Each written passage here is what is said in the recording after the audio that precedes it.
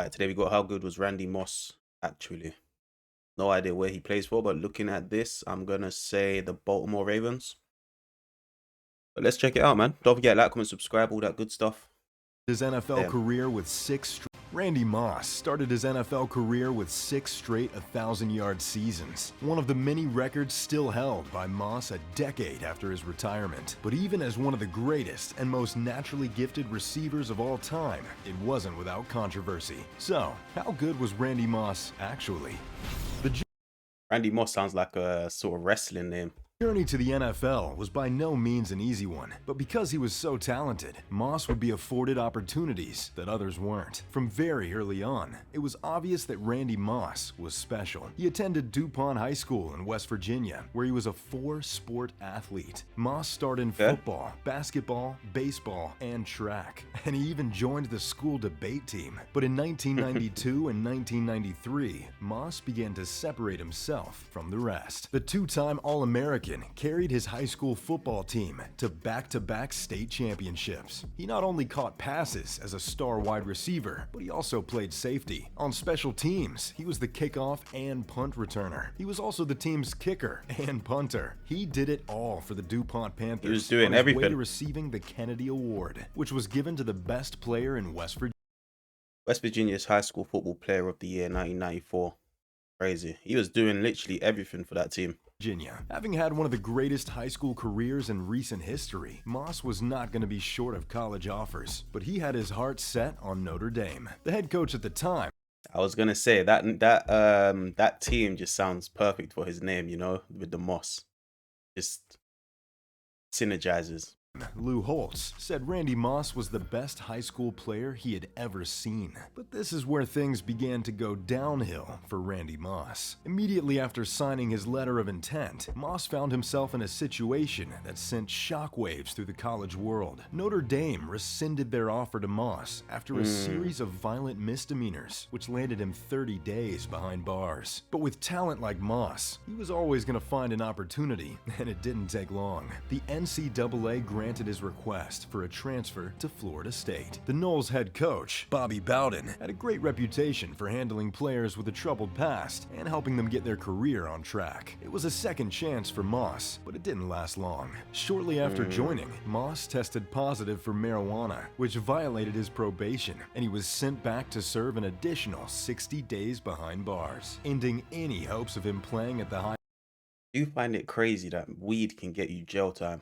I don't know if that's still the case because I'm sure a lot of states over there now are, you know, it's legal, isn't it? But it's crazy. 60. He's done double the amount of time for marijuana than he did for the original crime. It's crazy.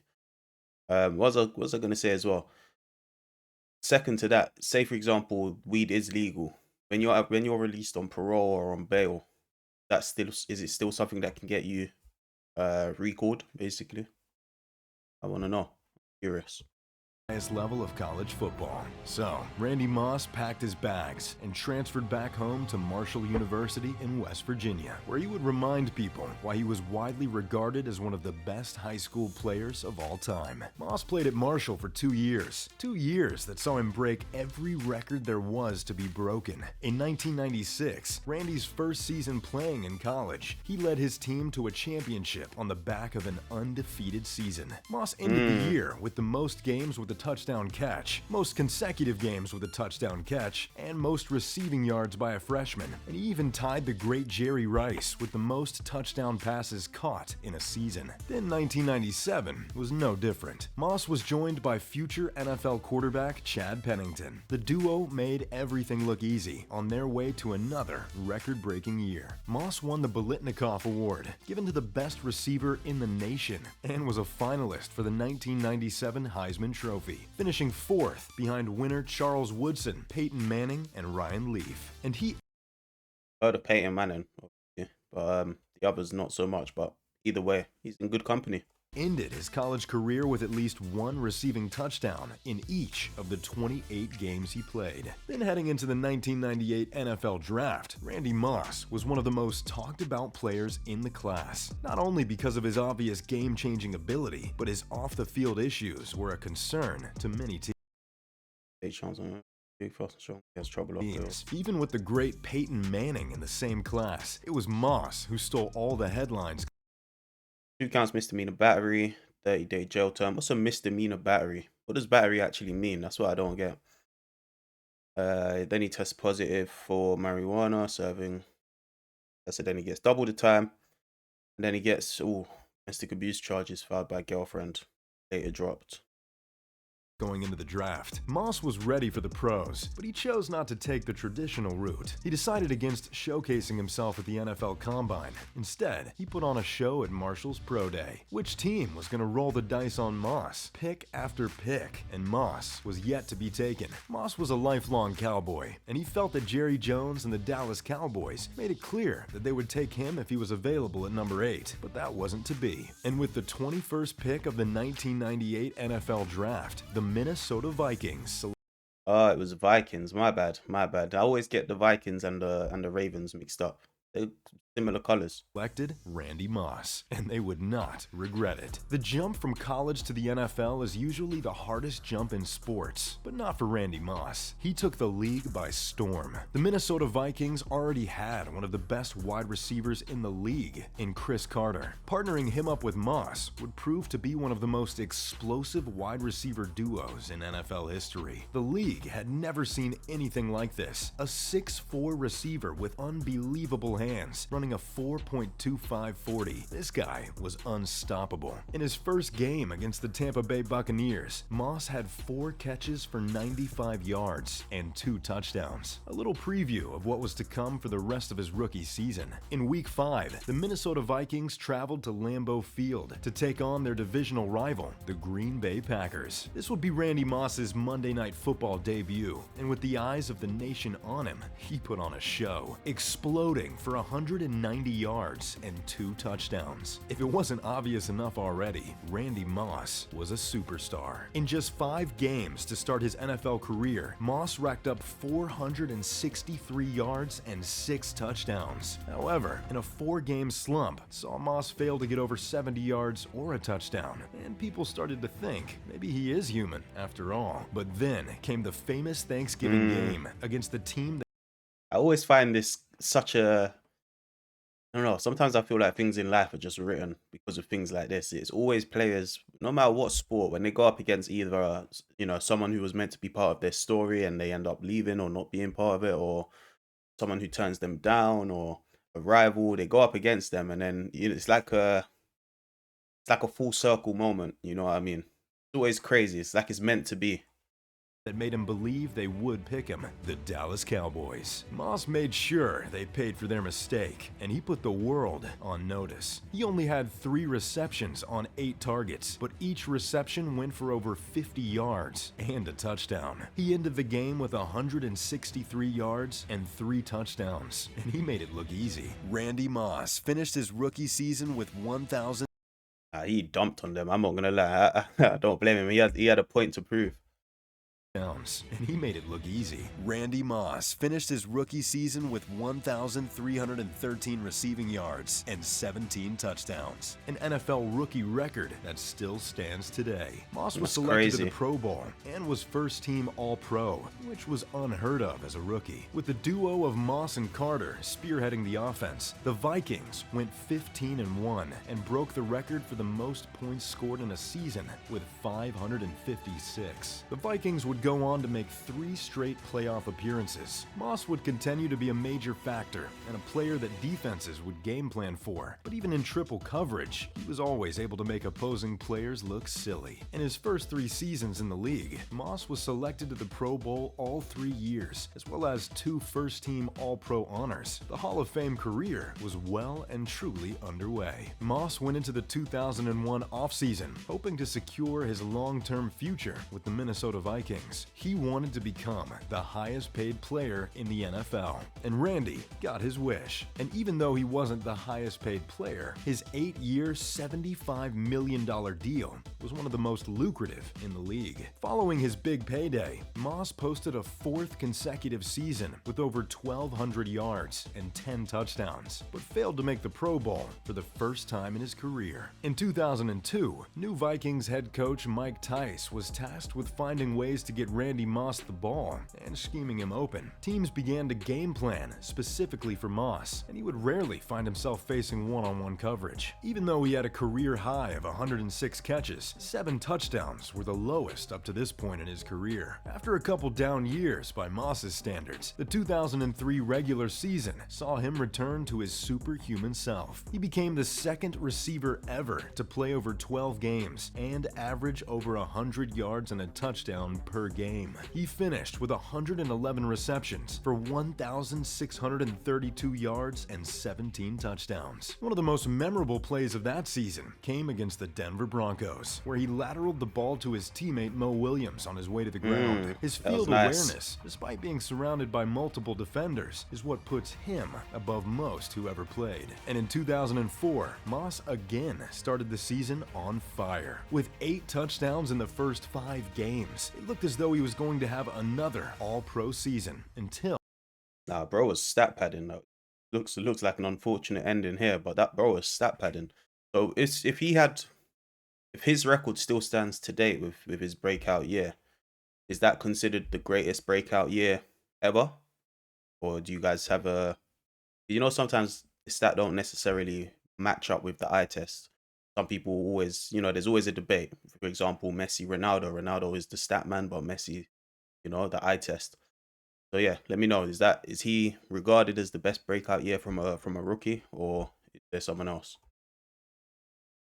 A hamstring injury left him to struggle for the ACL. remainder of the season. For the first time in his career, he had ended a season with less than 1,000 receiving yards, and this would end up being his last season with the Vikings. After 7 years in Minnesota, Moss and the Vikings felt that a change was needed. It was time for a new adventure, and that came in the form of the Oakland Raiders, who needed a spark. The Raiders had recently lost in the 2002 Super Bowl. In the following years, they were one of the worst teams in the NFL. They had won just a total of 10 games in the previous 3 seasons, so they traded for the most electric player in the league. The trade, however, didn't have the desired effect. Moss continued to struggle with injuries during his first season. Nonetheless, he was still Randy Moss. Even when he looked uninspired and lazy, he was able to reach another 1,000-yard season to go with his 8 touchdowns. Then his next season with the Raiders was a nightmare. Moss was clearly unhappy, and when he was criticized for his poor play and overall lack of effort, he responded, "Maybe because I'm unhappy and I'm not too much excited about what's going on. So my concentration and focus level tend to go down sometimes when I'm in a bad mood." His days in Oakland were numbered, and Moss made it clear that he was looking for a new adventure. There was no shortage of availability for Moss, but his eyes were set on 2 potential landing spots: the Green Bay Packers with Brett Favre,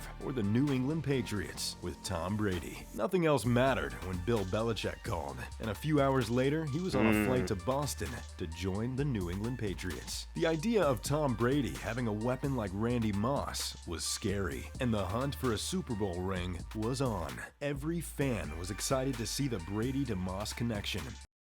How we got that? Is that move that old? Ring was on. Every fan was excited to see the That's crazy that's done a resurgence this year then. Brady to Moss connection, and in 2007, the Patriots were the runaway favorites to win it all. However, when Moss got hurt in training camp, re-aggravating the hamstring that had been bothering him for a while, all the talk resurfaced that he was no longer the player he was during his earlier years in the league. But this only lit a flame inside of Moss, and it didn't take him long to remind everyone exactly who they were dealing with. In Week 1 against the Jets, Moss caught 9 passes for a massive 181 yards and a touchdown. Randy Moss was back. The nightmare in Oakland was well behind him, and he was ready to take over the league once again. The Patriots continued to shatter multiple offensive records, and Moss was the centerpiece of the offense, on his way to his 6th Pro Bowl selection, and earned first-team All-Pro honors for the 4th time. Moss ended the season with 98 catches for 1,493 yards and 23 touchdown receptions. receptions, breaking Jerry Rice's previous NFL record of 22, a record that still stands. Led by That's Brady crazy. and Moss, the Patriots ended the regular season with a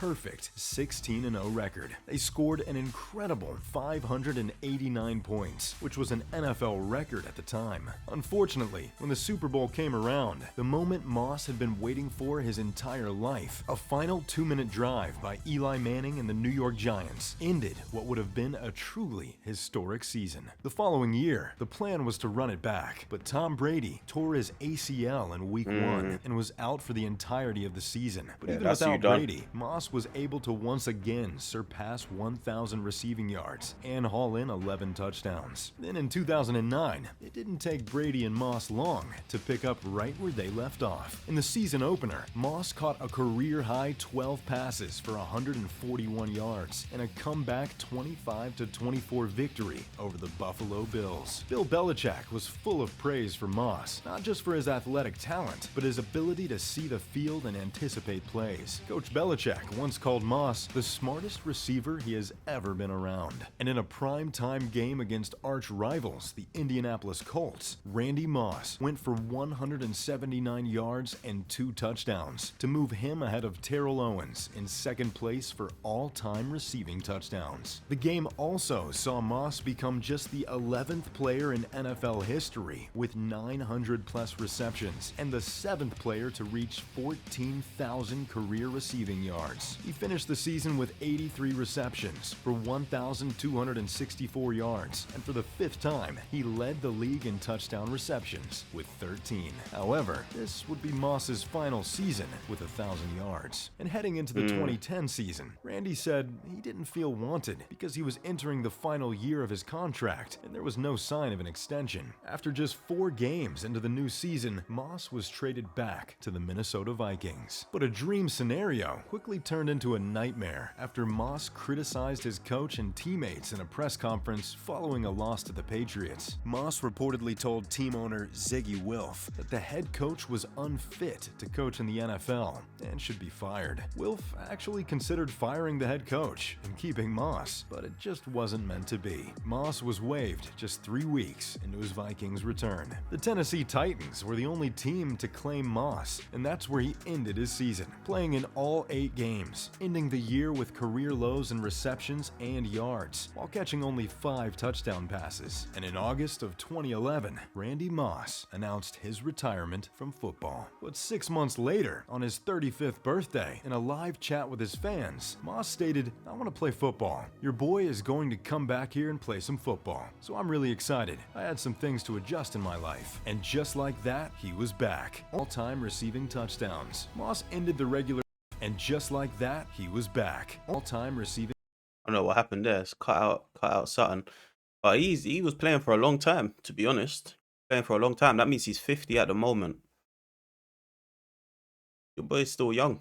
Crazy. touchdowns. Moss ended the regular season with 28 catches for 434 yards and 3 touchdowns. Randy Moss's final game would be the Super Bowl, where he had 2 receptions for 41 yards in a 31-34 loss to the Baltimore Ravens. What a story that could have been. Whether 2 it was losses fines for verbally abusing sponsors on the bus or pretending to pull your pants down in the end zone against your bitter rivals, there was no denying that Randy Moss was box office. The cameras would always go out of their way to find Moss because it was pure entertainment. He was one of the few players that could tell you exactly what he was going to do, and no one could do a thing about it. Moss ended his career with 982 receptions, 15,292 yards, and 156 touchdowns. Randy Moss once said, "Just throw it up above his head. They can't jump with me." And golly, he was right. It didn't matter how fast you were, Randy was faster. It didn't matter how big you were, Randy was bigger. And it didn't matter how many guys were covering him, because he would rise above them all and pluck the ball right out of the air. This spectacular athletic ability is probably why you've heard the phrase, "You got mossed." And in his own own words, "Until I leave this game, I'm gonna always do what I want to do, regardless." And he did just that. But when you're as good as Randy Moss, who's really gonna tell you otherwise? After all, he is a first ballot Hall of Famer, only the second receiver ever to be inducted in the first year of eligibility. So say what you want about Randy Moss, but he is without a doubt one of the greatest football players to ever lace up the cleats. So, what do you guys think? Oh, that's sick, man. I've never even heard of him before this. So it's always nice to keep learning about the sport, learning about different players and their stories. And maybe I missed it at the start of the video, but he rounded it off at the end nicely and mentioned that he was a Hall of Famer as well. So in the first year, so it shows the level of impact that he clearly had on the game. And like they said, a couple of those records are still standing today. Probably won't be broken for a long time. So yeah, man, very interesting, very cool to find out about Randy Moss and his sort of backstory. And like I said, he had a long and successful career by all standards, really. So yeah, let me know what you guys think. Let me know who else to check out. Like, comment, subscribe, shout out in Search Tech for the request, and I'll see you on the next one.